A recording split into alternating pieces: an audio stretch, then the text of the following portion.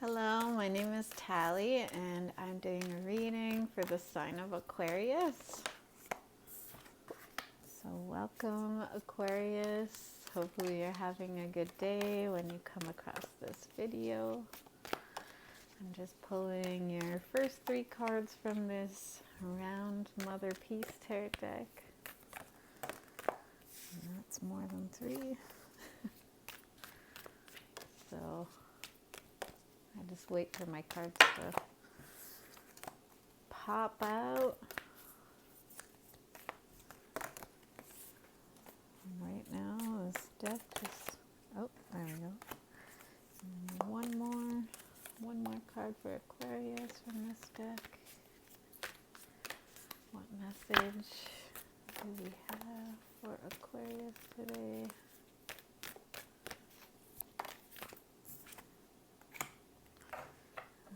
Okay.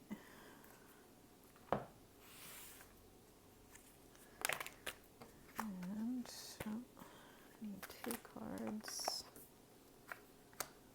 There we go.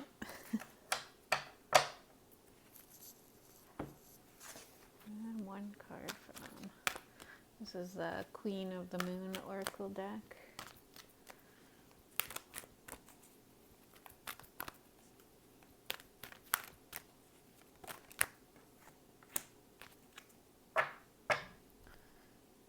Okay, so Aquarius, I want to start over here.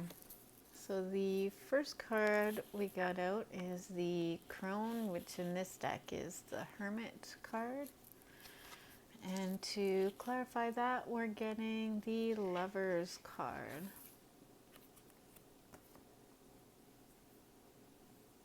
So maybe you've been MIA, I just heard. Maybe you've been really just determining or going within as to who or what kind of person would be a match for you. Maybe you're determining what you really want to see in a partner or in your existing partner. Maybe you're going through some sort of change right now, and so you're really deciding kind of what would be good for you in what you want in terms of a relationship. The next two cards we're getting out here is the Queen of Pentacles. Clarifying that, we got the Magician in reverse.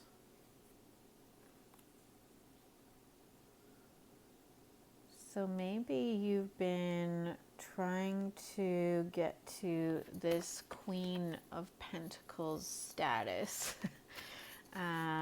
Maybe you've been trying to gain balance in between, like, say, a relationship and family and work, and you've been trying to find, you know, the sort of the good mix of everything in between everything to just, you know, try and live your best life, you know. And so maybe you haven't found that sort of that good balance between all these things yet. Maybe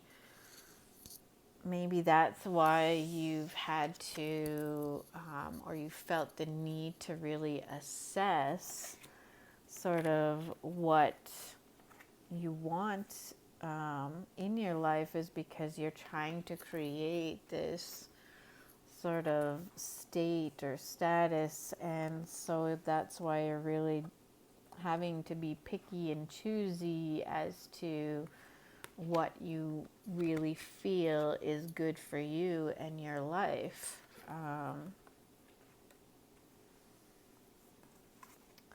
So So the next card out we're getting is the Five of Wands.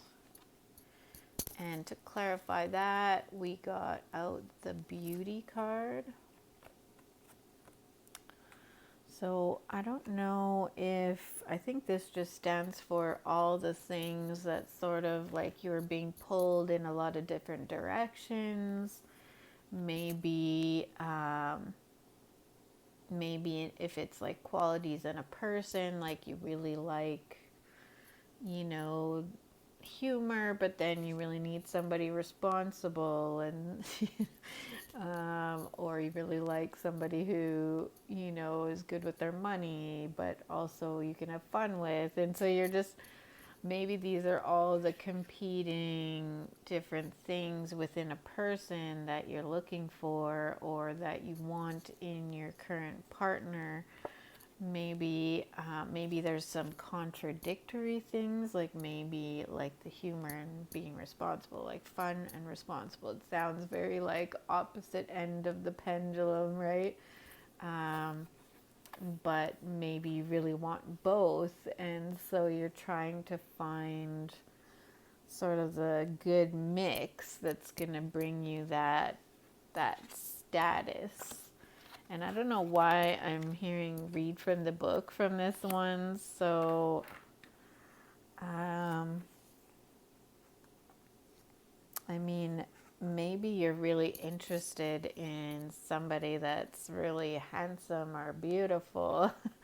Maybe that's really important to you. But I do want to read this one from the little book that comes with the deck for some reason. Maybe it'll give more information that will be helpful to you. So it says, beauty is like medicine. It can heal even the most broken spirit. Beauty is everywhere in nature. Just look. Beauty comes in many forms, and we can choose to find it. I love how I look. Rid yourself of clutter and what you find disagreeable. Yeah, like I think beauty can be found in nature, it could be found in art, and ridding yourself of things that don't, I think that's this process, this hermit process, like coming up with what meshes with you and what doesn't mesh with you. I see beauty everywhere, and it raises my vibration. One of the highest needs in life is that of beauty. I need to be exposed to what I find beautiful often to be at my best. You might find that a strange need, but it's far from uncommon, especially among creatives and artists. Beauty to me isn't lots of makeup or fancy skincare or society's current beauty ideal. For me, beauty is nature and having things I find beautiful in my environment. I look around me as I write, and I can see the inky dark clouds racing against a violent sky and the birds riding the wind, and it's beautiful. On my desk is a small piece of glass a friend made for me, and a small bowl full of summer fragrant. Is that, I don't even know how to say that word. Wow, this is long. My feet rest on the hand-woven carpet of desert colors, and my toenails are painted in shimmering turquoise, my favorite color. All of these are expressions of beauty to me. They raise my mood, they give joy to my eyes, my heart, and my mind. Everyone can experience beauty every day if they choose to look. One of the important differences between the ancient pagan and the modern idea of beauty is that the old ways state there is a need for the core of the self to be developed and strengthened to enable and foster true beauty. This is an important two-way double punch, as there is a strong mind-body connection when it comes to both beauty and vitality. Yes, while it is acceptable to use theories that treat or beautify externally, it's equally important to stop bad habits detrimental to health that will interrupt the good you are doing. For example, you could be using the most effective treatments on the market to nourish your skin, but if you can't give up smoking, there is a finite level of health that your skin can achieve. The unbalanced first world ideal of beauty is at its zenith right now, with more people than ever before undergoing and normalizing plastic surgery and injectable chemicals. Everyone has an individual right to decide how they wish their body to look and adopt an idea of physical beauty. However, it's the source of the influence that is the worry. Who told a woman who has altered their appearance that there was something wrong with her face, eyes, smile, expression in the first place? Who had the audacity to say you are not enough because she had some smile lines? Think about that. Who is making women in particular so fearful?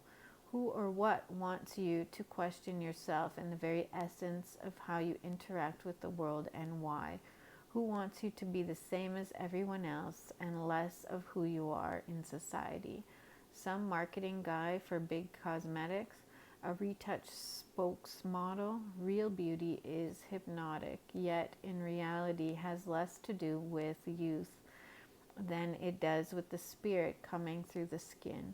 The word charisma comes from the Greek charis and ma, meaning the spirit shining through. Each of us possesses a unique beauty, one that gives us confidence if we recognize it. Each of us is desirable, each of us perfectly formed to be what we want to be.